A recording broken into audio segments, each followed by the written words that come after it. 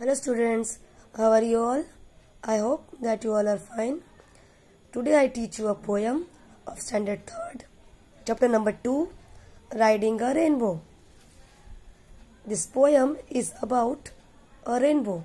I know that you all know the rainbow. You have all seen the rainbow in the sky. आप सबने rainbow देखा होगा आसमान में, जब बारिश पूरी हो जाती है, जब लास्ट में थोड़ी थोड़ी बारिश होती है, उस समय सन भी होता है और बारिश भी होती है। उस समय आपने देखा होगा आसमान में रेनबो निकलता है। How many colours are there in rainbow?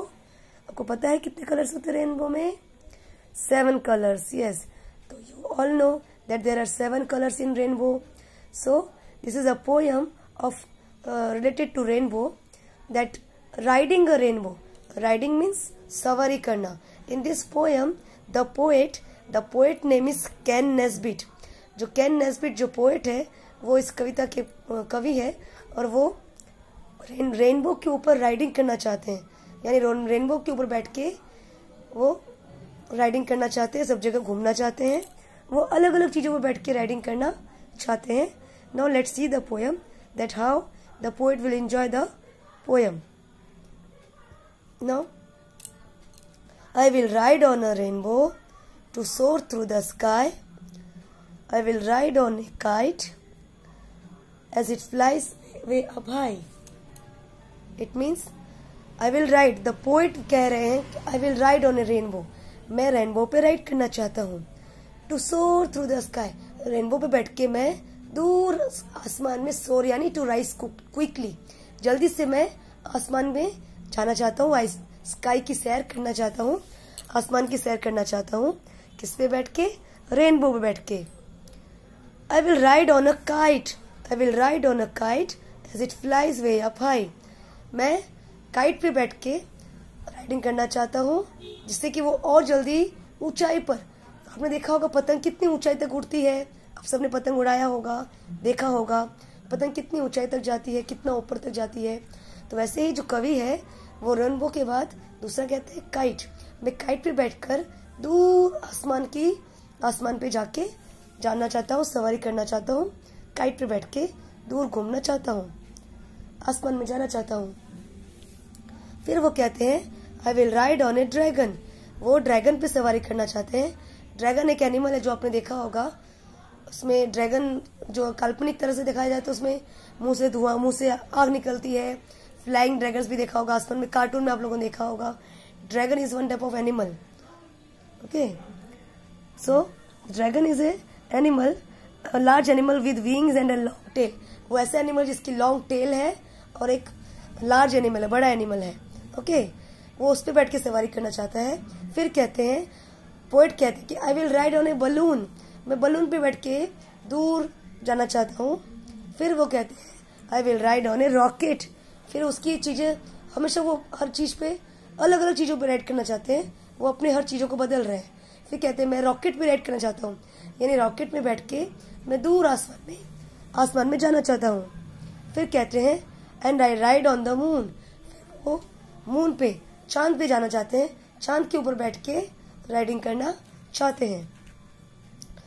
फिर कहते हैं आई will ride on the wind. जो अच्छी अच्छी ठंडी ठंडी हवा बह रही है, चल रही है, उस पे बैठ के वो आसमान की सैर करना चाहते हैं। और फिर से वो चेंज करते हैं and the sun and the stars. फिर वो कहते हैं कि क्यों ना मैं सन के ऊपर बैठ के, स्टार के ऊपर बैठ के पूरे आसमान की सैर करूं। फिर on floating bananas.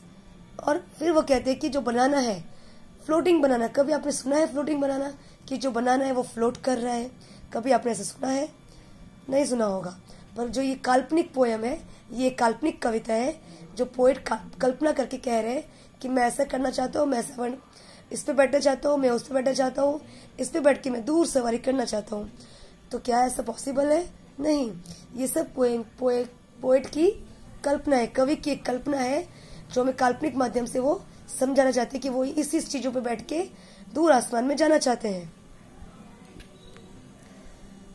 And floating bananas and flying guitars. वो कहते हैं कि मैं बनाना जो फ्लोट कर रहे हैं, हवा में तैर रहे हैं, उस पे बैठना चाहता हूँ। और फ्लाइंग गिटार्स, जो गिटार्स आसमान में उड़ रहे हैं, फ्लाइंग कर रहे हैं, उन गिटार्स में बैठ के मैं आसमान की सैर करना चाहता हूँ। आई will ride on A cloud. वो फिर कहते हैं कि मैं बादलों पे बैठकर उसके ऊपर बैठ के आसमान में जाना चाहता हूँ। And a unicorn too. Unicorn means animal, horse like animal. एक एनिमल है जो हॉर्स की तरह दिखता है, हॉर्स लाइक एनिमल, जिसके हॉर्स भी होते हैं बीच में, and it's look like a horse.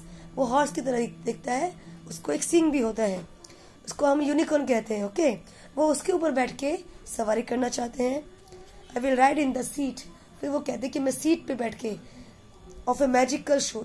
एक शू है, मैजिकल यानी जादुई शू, एक ऐसा जूता जिसमें बहुत सारा, जिसमें जादू से भरा हुआ है, उसमें बैठ के वो सीट यानी उस जूते के अंदर जैसा सीट जैसा हो, मतलब जैसे कोई ट्रेन में जैसा सीट होता है, ट्रेन में बस में जैसा सीट होता है, वैसे वो कल्पना कर रहे हैं कि जूते में कोई सीट है, वो सीट पे बैठ के वो दूर आसमान में जाना चाहते हैं। और लास्ट में वो कहते हैं but why would I ride. क्यों मैं दूसरी इन सब चीजों पे राइड करूं? क्यों? Why would I ride? क्यों मैं इन सब अलग अलग चीजों पे राइड करूं, जबकि मैं on the sun and the stars, क्यों मैं सन के ऊपर राइड करूं, स्टार्स के ऊपर राइड करूं? Why? It's so much more fun. It's so much more fun. मुझे मजा तो तब आएगा जब मैं अपनी कार में बैठ के राइडिंग करूंगा, ना कि इन सब काल्पनिक चीजों पे बैठकर। तब वो कहता है कि पोएट कहते हैं कि मैं इन सब चीजों पे राइडिंग करने से अच्छा है कि मैं मेरी कार में बैठ के राइडिंग करूं। सबसे ज्यादा मुझे फन तो तब आएगा, एक्साइटिंग तब आएगा जब मैं अपनी कार में बैठ के राइडिंग करूंगा, दूर दूर राइडिंग करने जाऊंगा।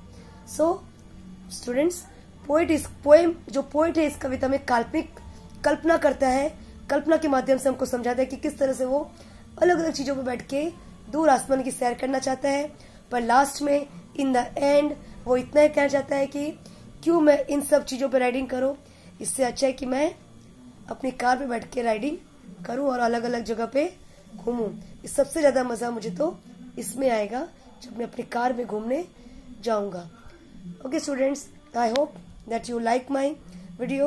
If you have any doubt in this poem, please write in a comment box. I hope that you understood the poem. Please support my video, like and subscribe my channel. Thank you all of you. Bye bye students. Meet you in my next video. Bye bye all.